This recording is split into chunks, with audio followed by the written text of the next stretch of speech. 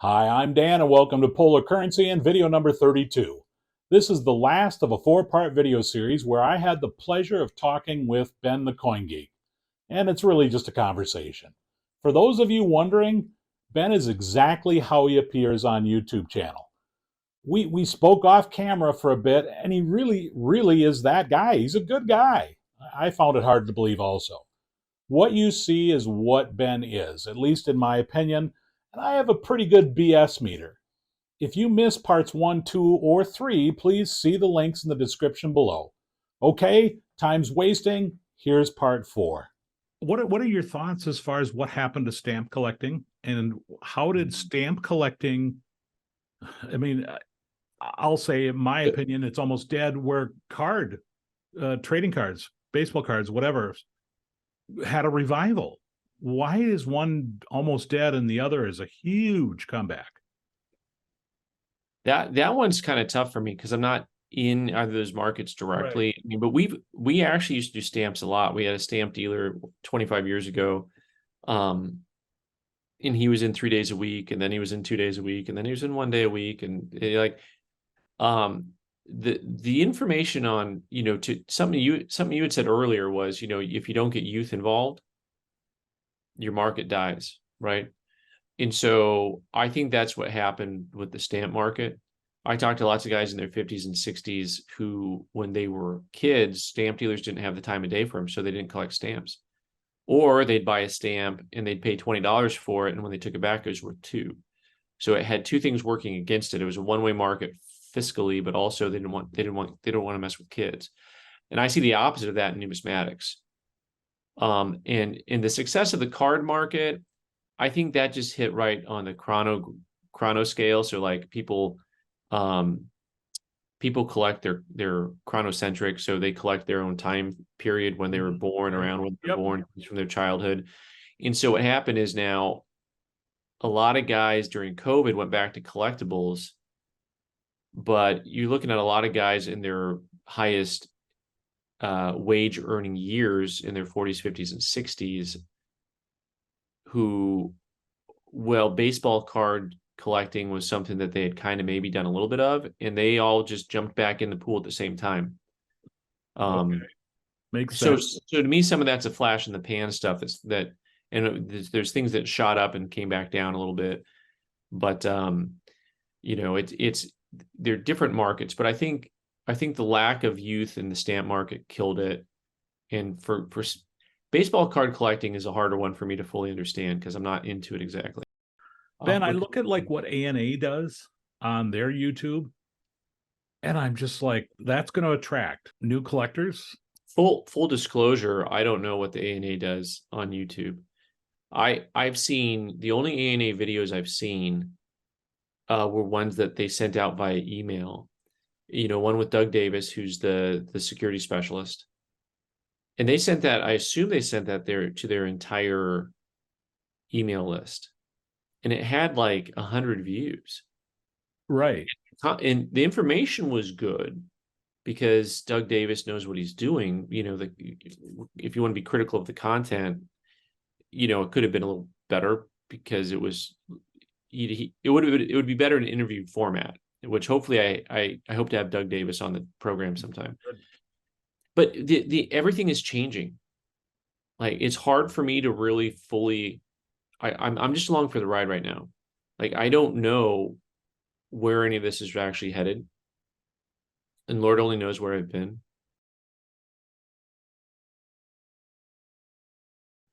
So your faith is obviously it comes through in a way that is, you're not hiding your light, but you're not also saying, Yeah. hey, here's this. But obviously that's important to you in your life. And I just wanted to say appreciate that. I'm not probably going to use this part, Ben, but No. You can look here. Here's the reality. People don't understand this, but you're guided by something in life, no matter what it is. Whether you, I'm going to quote Rush instead of the Bible. If you choose not to decide, you still have made a choice. true. And so people, like, for me, I can give credit to God because I know if it weren't for the fact that I followed what he tells me in his word, I would be a very different person.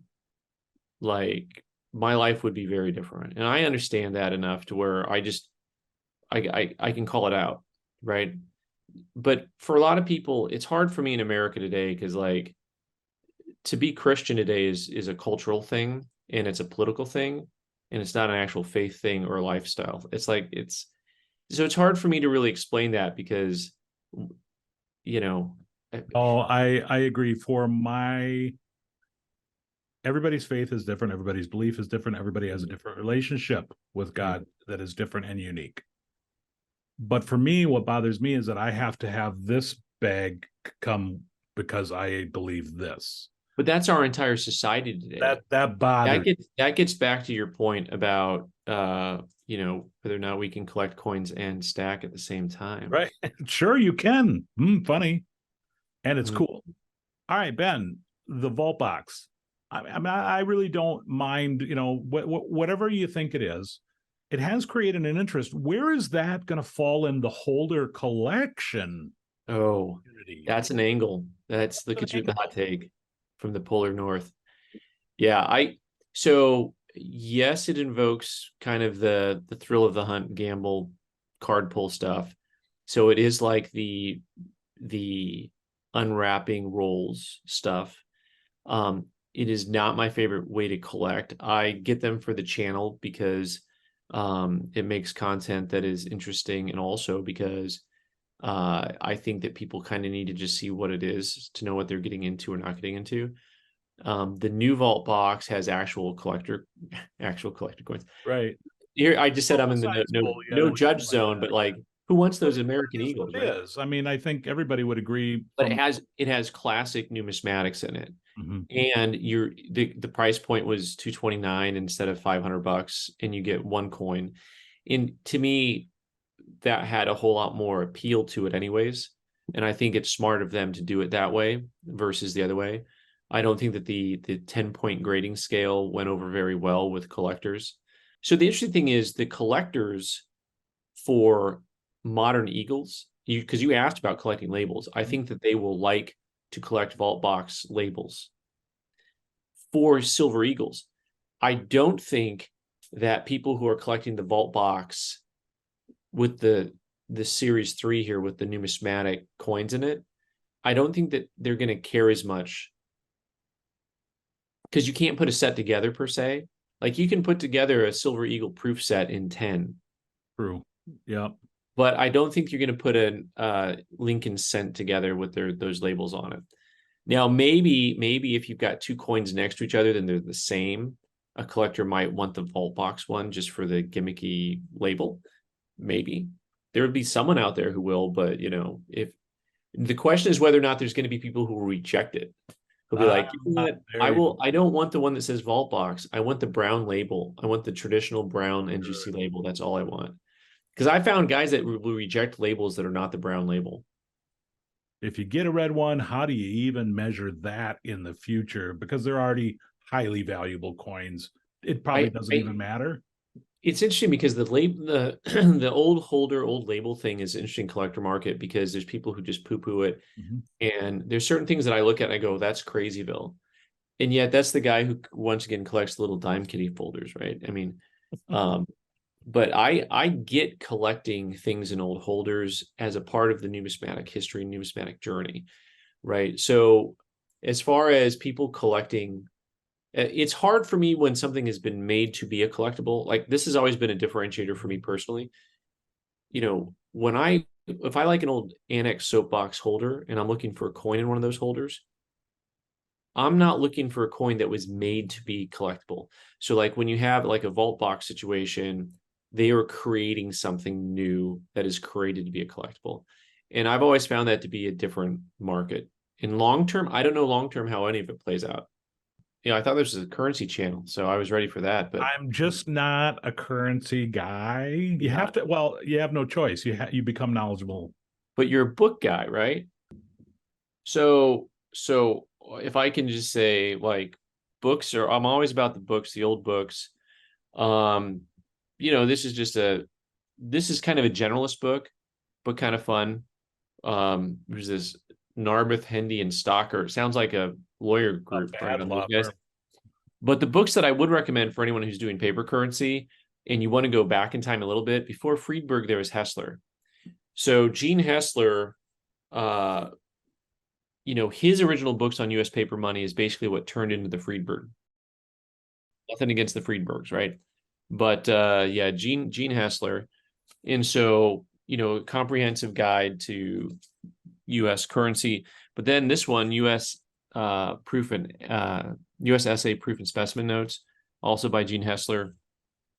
That's where I got the knowledge that the educational has the 10, Right. Yep. which otherwise I wouldn't have known if it weren't for this book. And then, it's nice they have the image, but also there's other stuff in there. But no, we can look at, people can go to my channel if they want to look at currency, because if I get neat stuff in, I usually film it somewhere and it ends up on the channel. But for people who are getting into currency, I like going back in time with some of the older books.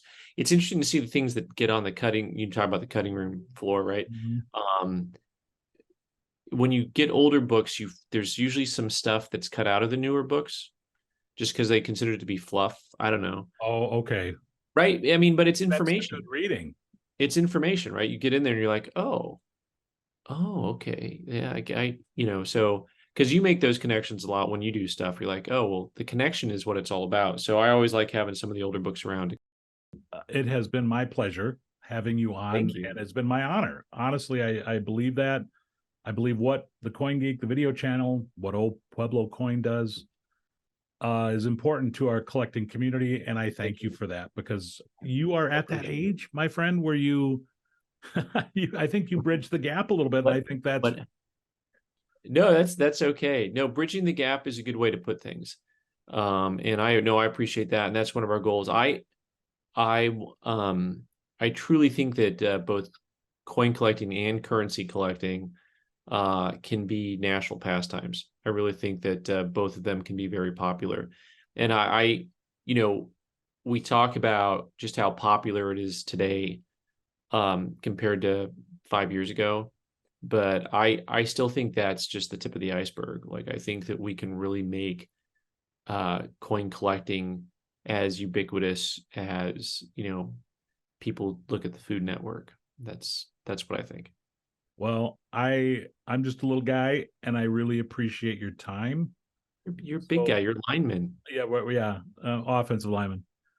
There's a key difference there. That's the most we're the important smart type of ones. lineman. We're the No one scores in football without offensive linemen. No, but they always know who got the flag, don't they? Somebody's still bitter. No, what? Me? Never. All right. So with that, Ben, thank you for your time. And you know what? It really is appreciated. I appreciate what you do. Thank you. Boulder currency, bitter respect.